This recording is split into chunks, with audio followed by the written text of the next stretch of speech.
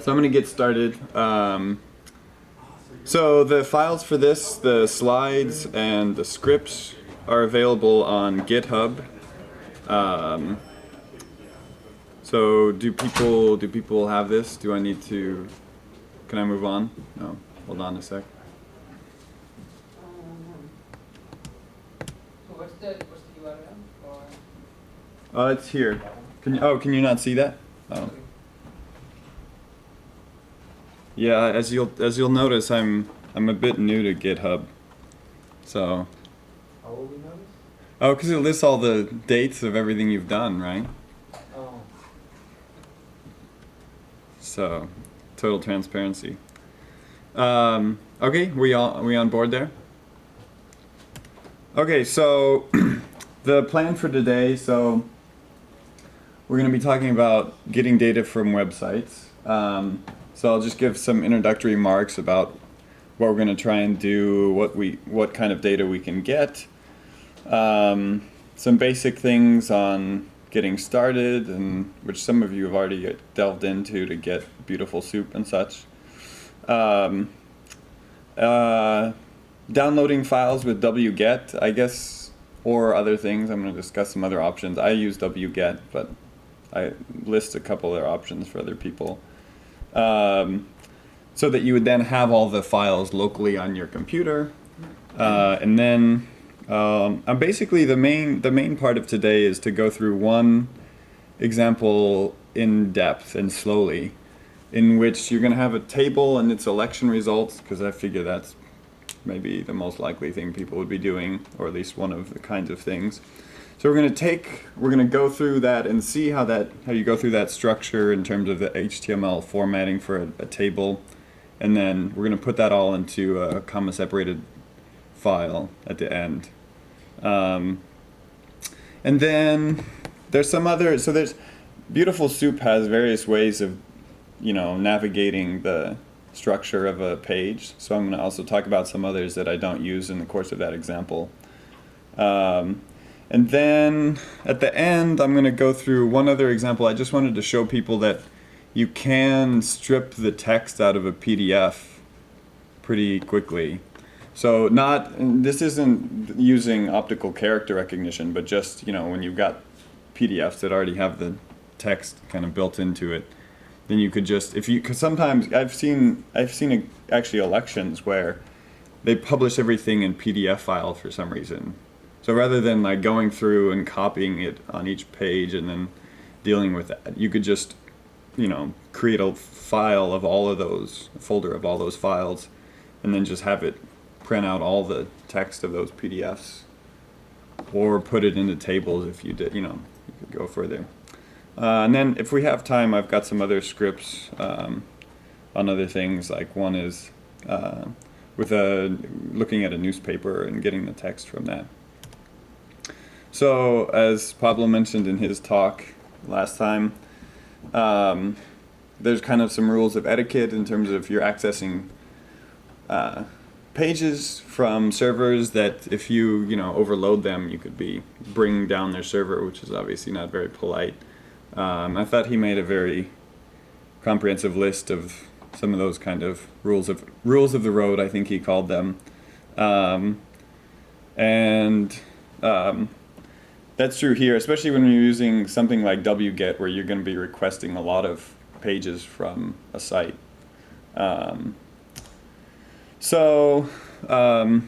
don't know how familiar people are with HTML here. Do people know the HTML tags already, or not really? I assume not, but okay. No. Okay, so, well, first of all, just, so this is, an example of HTML, and we're going to go into more detail. Basically, you've got these tags which are in the, what are those, caret brackets, triangle brackets, whatever. And so those define the structure, and then we're going to use those to get to the information that we want. But there's all, you've got a project idea and you want to get the data. But data occurs in many formats on the web, right? So obviously people may be most familiar with HTML, and then there's different versions. There's HTML5, which is largely the same thing, but they're building in new capabilities for video and things like that. So mostly that's not that important. But basically you've got HTML, and then so XML and JSON are technically, they're formats of data, right? So there's some overlap here. So APIs, like Pablo talked about last time, are sometimes in JSON, or they could be in XML. And then you can also, in some cases, XML would be on the page itself. So you can also scrape XML. PDFs, obviously. APIs, and it's important to know this, right? Because if you just go to a website and you start looking, especially if you enter a search term and then it gives you a bunch of results, when you're just looking at a website, you're like, oh, well, here's all this data. How do I get this out of it, right? But you have to know the back end a little bit in order to be able to get that out. So if it's within an API where you're sending requests and then it's creating the content for you, then you're not going to be able to scrape that in the same way, right? So in a way, the kind of direction, especially with a lot of bigger data things that you're going to look at, are all going to be in terms of API requests, right? In which case, some of the scraping stuff that I'm going to show you is not necessarily relevant, right? Then you would just want to interact with the API to get it. This is where you actually have, the pages actually exist as separate pages or PDFs or whatever. So anyway, you have to know a little bit about that background. And then similarly, there's a bunch of other languages obviously involved in the web, which obviously I'm not covering, but things like CSS, which is in defining the formatting, right? So the fact that you can look at a website and it adapts to presentation on your mobile phone in a way that you can still read everything. There's the tensions, and back in the day, right, when people had all these troubles with a PDF, or pages wouldn't display properly on different size screens and stuff like that.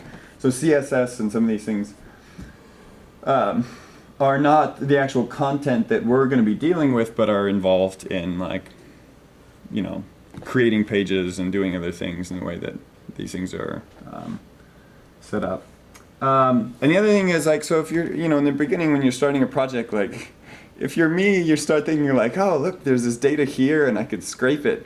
But it's possible someone else has already created an API somewhere else. I actually had this happen to me. I scraped all this data and then it turned out it was somewhere else in a better format. So don't forget to just do a thorough search. That's obvious, but some of us made that mistake. So I'm going to focus on using Beautiful Soup. For a couple reasons. Not because I'm an expert on it.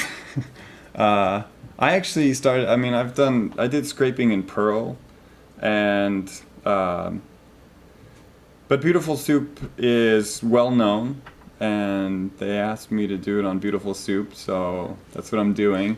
But there are reasons for it, right? So it's a very general purpose and robust program. So it deals things with broken tags. So there's a syntax for a proper HTML site, right? In which you have a tag opening the paragraph and then the tag closing the paragraph. But if people are making mistakes or all kinds of things can happen, right? If people are modifying pages and stuff, you can lose one of those tags, right? So if you don't have a program that's parsing the page correctly, it won't know what's going on. So the thing about Beautiful Soup is that it's a very robust to problems like broken tags and things like that. It'll still figure out how to navigate the page, and which makes it more likely that you're not going to have data coming out of it, right? Because we're presuming here that you're doing this with some set of data in which you have hundreds or thousands of pages, right? Because if you just 10 pages, you just copy it and paste it, right? But so then when there's that many pages, you need to start thinking about, in one case I was working with in these federal contracts, right? This system had been around for years, and so it changed over the years. So the way that you're extracting the data, if it's anchored to one kind of specific aspect of that is not going to work in later years when they change the system, right? So you have to think about things like that. And so BeautifulSoup is kind of more robust to some problems like that. So it'll, yeah, basically, so HTML, XML. Everything it does, it returns Unicode text strings. There are other programs that are useful for getting HTML content. So LXML, which also parses HTML and XML, obviously. There's a program called Scrapey, which I don't know too much about. And then there's these other ones that are meant to be super fast called Element Tree and HTML Parser, but they're less general use, right? And I doubt that, I mean, for our purposes, we just need the data, and if it takes 10 seconds rather than 5, I doubt any of us care, right? Yeah. Have you messed with ScraperWiki at all? No. Okay, I was curious. They have another package that I think builds some of the functionality in. Yeah. And there's probably 15 others, to be honest. And then there's different ones in Perl, and there's different ones in Java, I imagine. I don't know, right? I think there's, I think there's a pretty strong consensus that, BeautifulSoup is pretty well recognized as like a pretty standard, robust program. I think most people would agree with that. So I think it's a reasonable one to learn. I've already sent out the information about installing BeautifulSoup. You want version 4, it's a little better. And there are differences in the syntax. So if you're switching between them, you're going to have slight problems. Like, anyway, might as well just learn BeautifulSoup 4. So I'm going to go over fairly quickly, but just the very basic HTML formatting for like tables that you might see. So in HTML, so there's a tag. These are obviously the opening tags. The closing tags have a slash in them, right? So table tells you that it's a table. TH tells you that it's the table header. And then TR tells you that it's a row. And then within TR, you might have different, TDs defining the cells, right? So to look at a simple example, if we were trying to create this table, so we've got row 1, column 1, row 2, column 2, and so on, right? So in HTML, this was actually the code that generated that, right? So you have this header calls it simple table. Here's your table, and this tells you this is the first row, right? So all of this here is the first row, and then it says within the first row, here's the first cell, here's the second cell, and then obviously the second row, and then you're going to end the table. Does that make sense? Yeah. Does indenting and spacing matter or not? I don't think so, no. So this is the example I'm mostly going to be working with. It's actually an example that professor asked me to scrape. It's the election results from the Liberian election in 2011. So this is what the website looks like, right? And we can actually look at the website. So, here's one particular county and then precinct, right? So it's got the names, and then here are the voting results that we want, right? So one thing you can always do as a starting point, you're like, okay, well, I know I want this page, the data on this. How do I figure this out, right? So the first thing is just, you might know, you can right-click or and then do View Page Source. And so this gives you what it actually looks like in terms of the HTML, right? So from the start, it already tells you the document type is HTML, and it's HTML4, so there's some other things about that.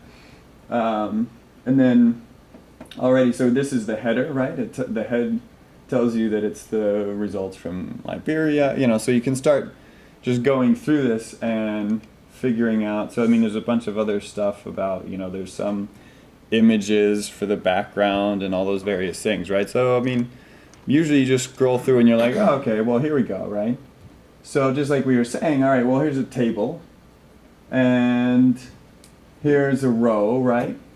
And this is the row with that first candidate and their name, and that's one cell you can see, right? And here it ends the cell. And the next cell, the second cell is essentially the cell for the number of votes, right?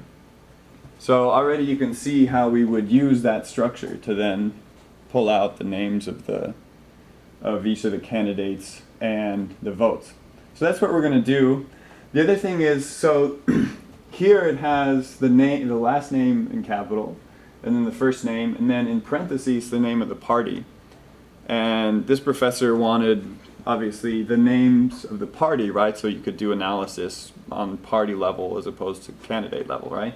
So the other thing we're going to do is we're going to use regular expressions to pull out that party name and put that in a separate column. And because there could be problems with last names or with first names or something, I also create a separate column just for the last name because it's easy, and then, you know, if there's inconsistencies, at least if you're just doing the last name, it's a little less likely to be incorrect.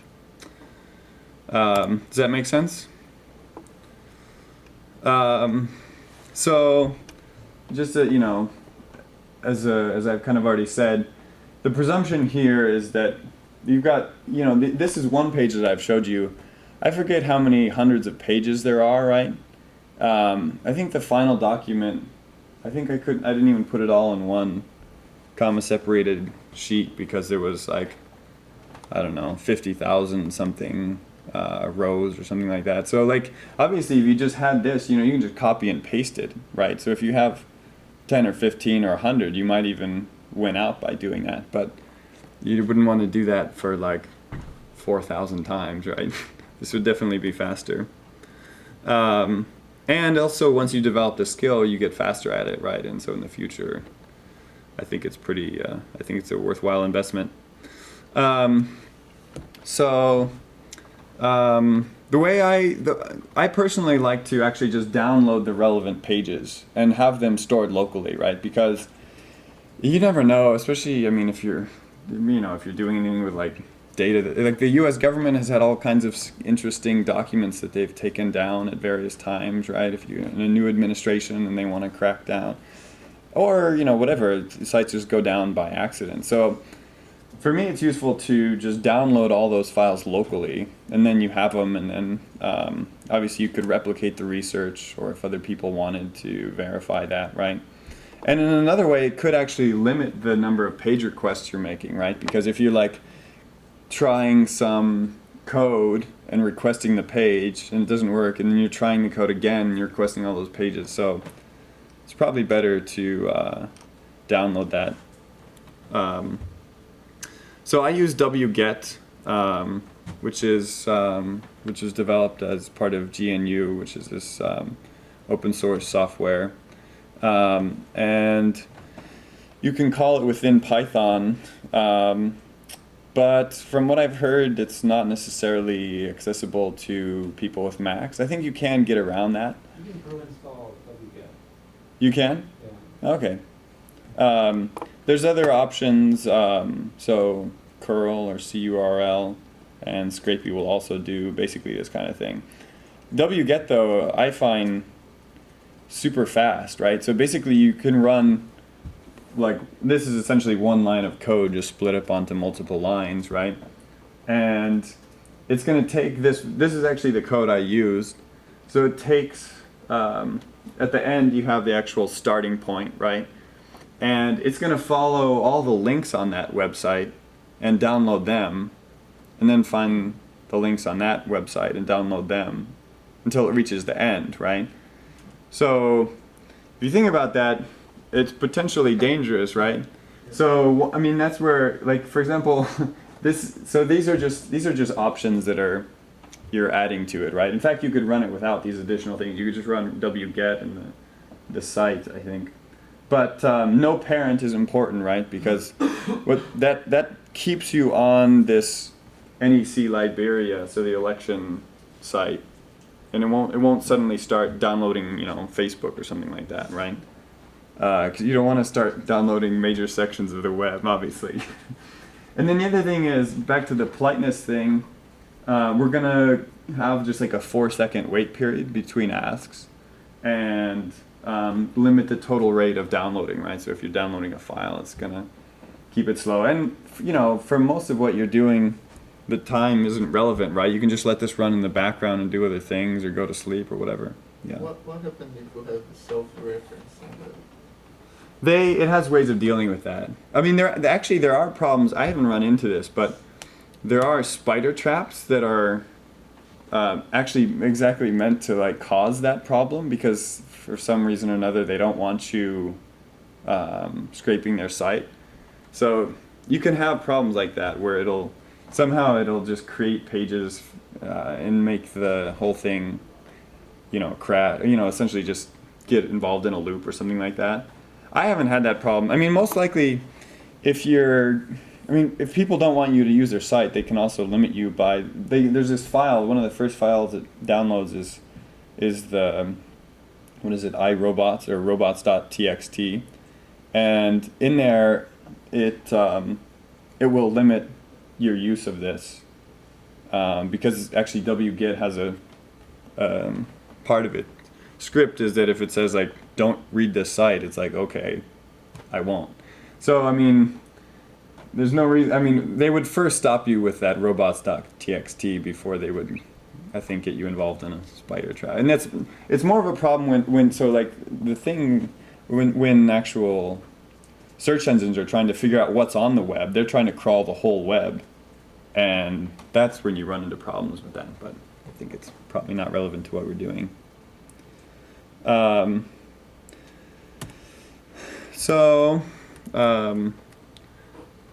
I'm obviously not viewing this correctly.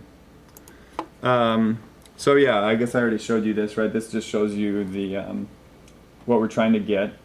It turns out in this case, I'm going to show you actually 2 ways you could get the same results, just to show you some different ways of using BeautifulSoup. So one is obviously to use the table structure, which is probably the most useful way, because that's probably useful in other websites. In this particular case, they give you these other things that turn out to be unique enough that you can use them. So the other thing you can do is just say, find the cell in which it says class equals n, and that's going to be this candidate cell. And then over here, they tell you that the width of this results column is 35. So you can just tell it, find the cells where the width equals 35, and that's going to be the vote number. So you could do it either way. But they're not always going to necessarily create formatting things like this that you could use, right? So just to outline this, what we're going to be doing. So on each page, there's also the county and precinct number, which is what we're going to obviously need, right? So because we're going to be doing this over all the counties and precincts, right? So we're going to have an additional column for county and precinct. And then, so we're going to pull that out. We're also then going to get the table as pretty much as I've described. We're going to loop over the rows and identify the cells, and then use regular expressions to pull out the party name that's in parentheses. And then I think this is a pretty good way to go. There's a lot of other ways you could output this data, but one is just to write a comma separated value file, right? And it'll write that row each time it identifies one. So first of all, some basics about BeautifulSoup. So once you've opened a page, the first thing is to call BeautifulSoup on the page, and I'll show you this in a second. And usually people call that equal to soup, right?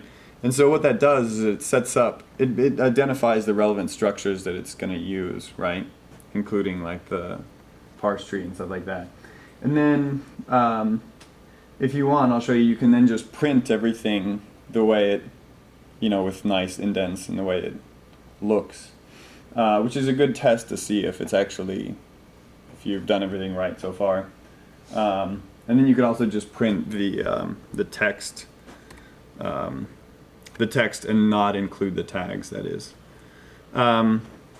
So there's different ways to work. I basically, I usually have just a basic script file like this, and then I'll run things line by line in IPython. You can also, I mean, that allows you to do things kind of line by line, like most of us are probably used to from R or something like that, right? The only thing about that is I guess you probably already know with Python, the tabs do matter, right? So if you just copy and paste using paste, it won't get the tabs correct. So instead what you want to do is, so you select the text and copy it, and then you're going to do %paste, and it'll paste everything with the correct tab structure. So that's the basic way I work. So there's a couple things. So just like when you do library in R or something like that, right? So we're importing various additional libraries. So BS4 is BeautifulSoup 4. So if you just use BeautifulSoup here, it may get the old version if you had the old version. And then these are some other things we'll be using. So CSV is obviously for outputting to CSV. OS is operating system, which lets you do things like change the directory. And RE is for regular expressions. And those, so, most of these just come included with Python. So I'm going to change, I'll use this URL lib2 to open these pages, which are, so in this case I'm working from the web, because that way I don't have to provide you guys with the pages. So I'll just open these pages, and I guess I'll do this all. I'll show you. And then I did paste. So here it pastes everything with, tabs. So that's the basic. BeautifulSoup is obviously working. Or if you just want to see the text, then you print the soup with the text. So there's a bunch of spaces in here which you could take out. But you can see, it's basically doing a good job, right? I mean, here are the results. So at least we're on the right track, right? So the first thing, to get the county, I think you might have seen earlier, it was in a tag with H2, right? I can show you again. Okay, so here it is. So we want this county, and we see that it's in these H2 tags, right? So when you're doing this the first time, you don't actually know. It could be there are all kinds of other heading tags, or like other tags of the same sort that you want. In this case, I guess we get lucky that it turns out there's only one. So we're going to use this find all command, and so we're going to apply it to the soup that we created earlier, and we're going to look for H2 tags, right? And then once we have those, this is going to get the first one of those. There's only one actually, and it's going to get the text of that and put it into a string, and then print it. So if we run that, so it prints here Bomi County, which is what we wanted, right? So is everyone on board so far? It's making sense. So there's also the overall structure. So in this case, they've done a pretty good job, and they've created these div tags to divide up into different sections. Sometimes I've seen other sites where they just use a bunch of tables within tables. So you may have to figure out in order to get the data you want, you may have to find different ways of navigating that structure. And BeautifulSoup gives you a lot of different ways to navigate that. So this was, as I was telling you, the basic find all. So like if you wanted to get all the links from a site, A is the tag for a link.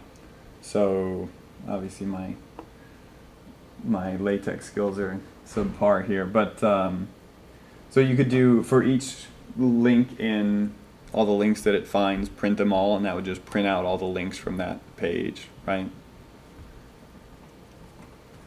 Oh yeah, so this is what I was telling you. So there's an H2 that has the county, and H4 it has the voting precinct, right? So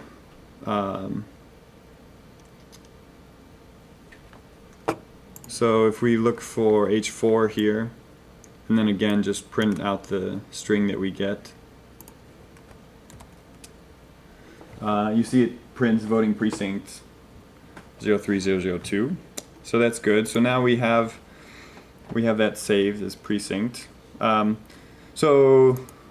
this step, there's two files that are relevant here. So this is a step-by-step one which I created without the loops, so I don't have to change the indexes and I can just go through it.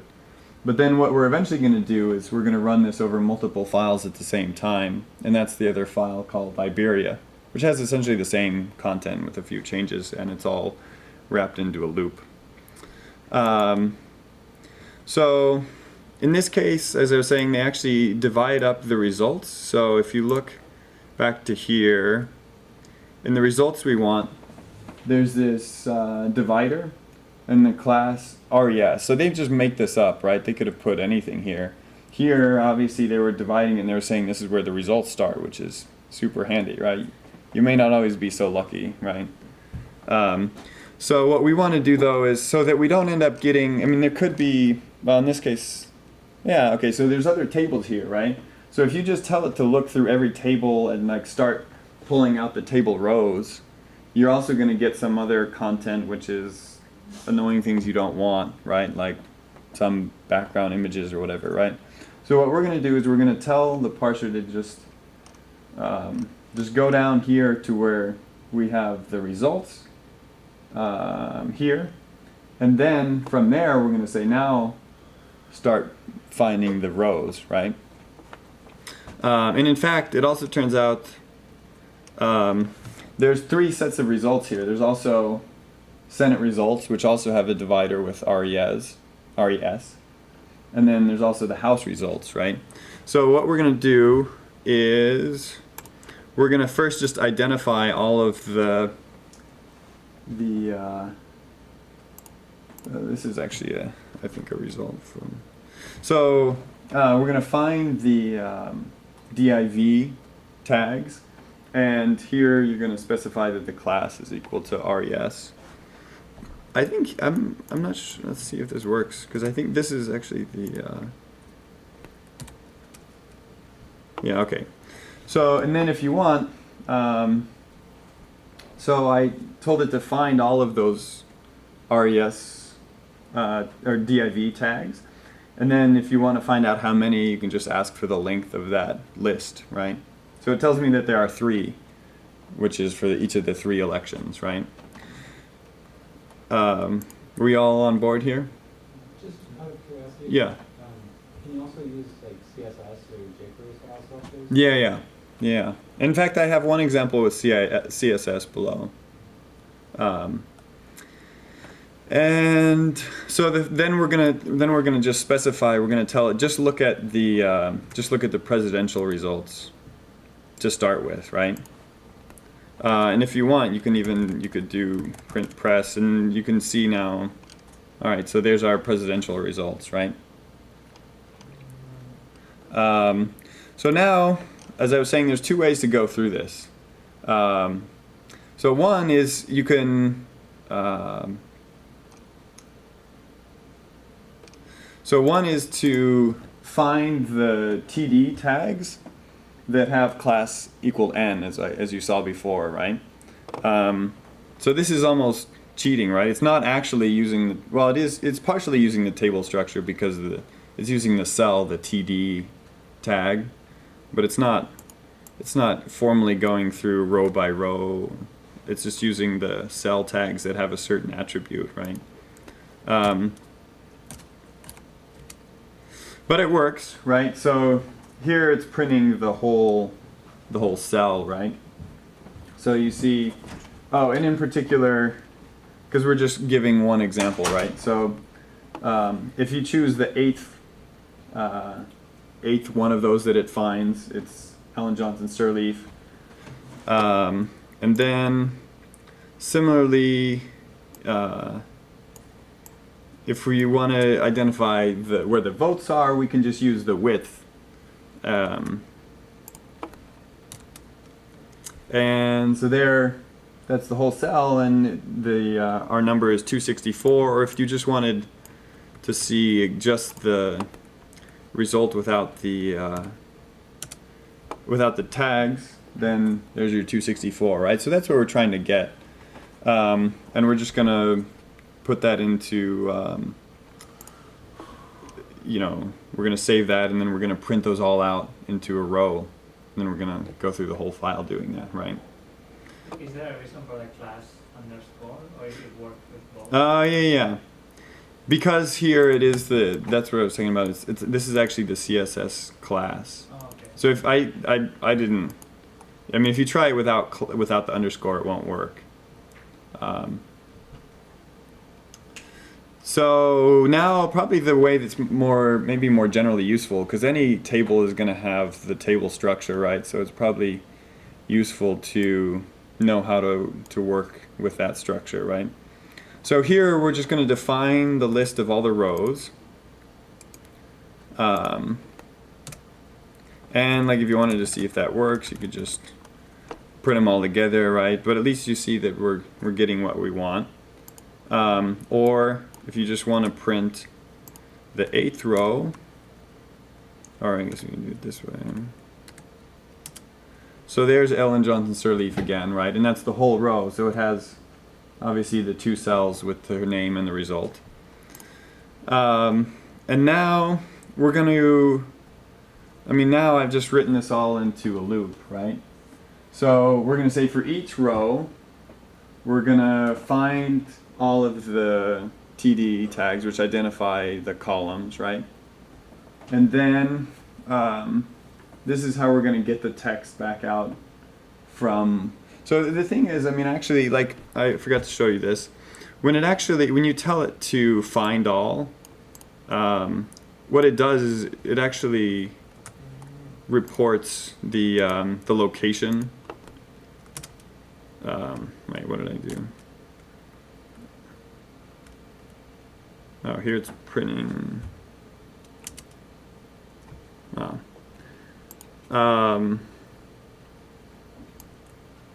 I guess it's because it's printing for all of them. But if you okay, yeah. No, but here, but the thing is, we just want the text, right? We don't want the additional tag and such, right? And then we're going to print it out into a nice string format, and we're just going to save them as A and B, which will then, in this case, in the real example, obviously you then use those to write the row, but here we're just going to print them out to show that it's working. And we do this try and except, so it's going to try and do this, but you don't want it to die, because sometimes it'll have troubles. So for example, in this case, it's a pretty clean table, but in other cases you could have cases in which it's missing the second cell or something like that, and you want it to keep going, right? But also to tell you that it's found a problem. So that's what we're doing. We're going to tell it to try and put these in A and B and print them, and otherwise let us know that there's a problem.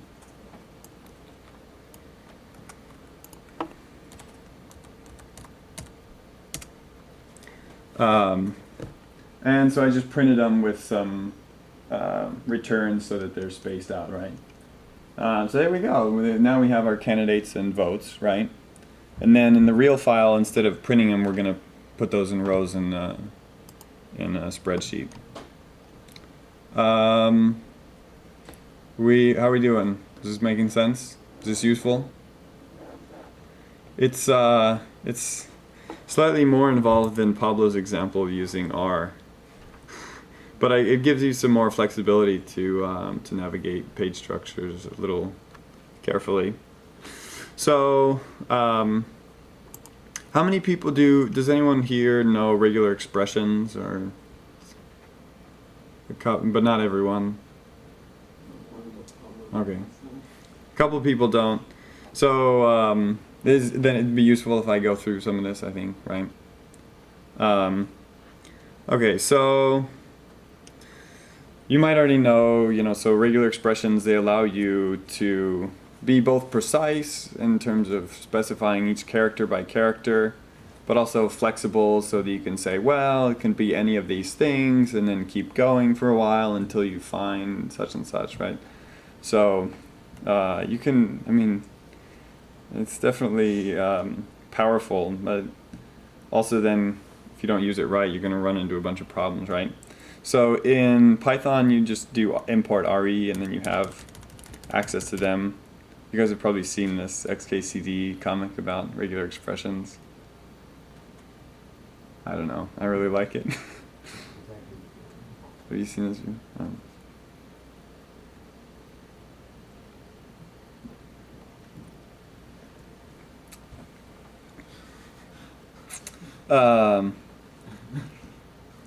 I guess you got to enjoy the small things of having worked through all these dreary details on such a sunny day like today. So a couple things. I just thought this would be a useful reference too. So there's meta characters in regular expressions, just like with LaTeX, right? That are that if you use them, you need to backslash out of them, so it's not interpreting them as a comment about things. So the list of meta characters also gives you a sense of some of the things that are useful in other ways than just obviously their actual values, right? So we'll see most of those, I think. So obviously you could tell it to match an exact string, right? You could tell it to match like a certain name, and it'll identify where that match takes place. But often, at least, certainly for what you're doing in scraping data, is you want to identify some kind of data, right? So in this case, it's pretty straightforward. We want to identify the capital letters in parentheses, right? So that actually gives us, there's often there's often many ways to do the same thing, right? So one way, in this case, I think we'd probably just tell it look for the things between parentheses. We could tell it to look for the capital letters that aren't the first capital letters. There's different ways to do it. But so basically, when you put things in brackets, it's like here's a set of things, and a match can be a match to anything in those brackets. So if you put A-Z, that tells it all the letters from A to Z. So this would match any capital letter. And this is, it's the set of all those possible things, but it's only one unit, right? So it's going to look at the first, like if you were doing it here, it would just be like, is this a capital letter? And it would say no, right? And then 09 in brackets is going to match any number for that character, right?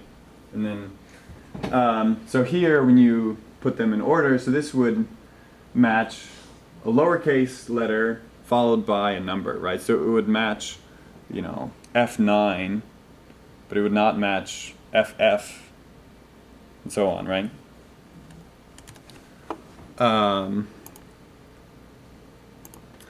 So then you can also say, well, you don't, if you're trying to identify a name, for example, or in this case, say you're looking at the party labels, some of them are 2 letters, some of them are 3 letters. So you may want to tell it, okay, well, match a capital letter for 1 or more times. So you would have a capital, in brackets, that A to Z, and then you have the plus. So it'll just keep looking as long as it's got capital letters. and then it'll stop when it gets something else, right? And star will match it 0 or more times. So, like here, this is, so we just put these together, right? So here it'll look for any letter, capital or not. And so it would be like, is X a letter? Yes. P is a letter, R is a letter, so it would match these 3. Sorry. And then it would stop at the 8 because that's not in the set of possibilities, right? Is this boring or should I keep going? Okay. You can also use, like, say you just wanted to match anything. You can just do dot. So like if I mean, this is really, you have no idea, right? Like you don't know whether there's gonna be a letter or a number or even a space. And then it'll do that up until it gets to like the end of a line, basically. And so you need to be a little careful. So you might I mean, sometimes in some cases you think, oh, well, let's just do like dot star, and it'll like match anything, right? And it'll just match everything until the end of the line, which, you know, I don't know. You can, me anyway, at least when I was first learning, I ended up spending a lot of time playing with these things. Like you try something and you get weird results and stuff, but. I've not used this much, but you can do OR, so you can match exactly ABC OR 1, 2, 3. It's at least worth knowing about. The question mark makes the previous thing optional. So like C3 question mark AZ would match C3PO, and it would also match CPU because even though there's not a 3, that was an optional thing, right? So normally the parser is starting with the beginning of the string and looking for matches, right? You can also tell it to start at the end by using this $sign. And in fact, I have an example of that later. And I'm going to give examples of these specifically if you guys are interested. There's also, so you can also use DW and S. So D is just any digit. So I mean, you could just do 0 to 9, but same idea. W is word and S is space. And there's some more, there's more depth here, right? There's like different kinds of spaces and stuff, but I don't think we want to get into all of that. And then just in case you see these with other people's codes, you can do this.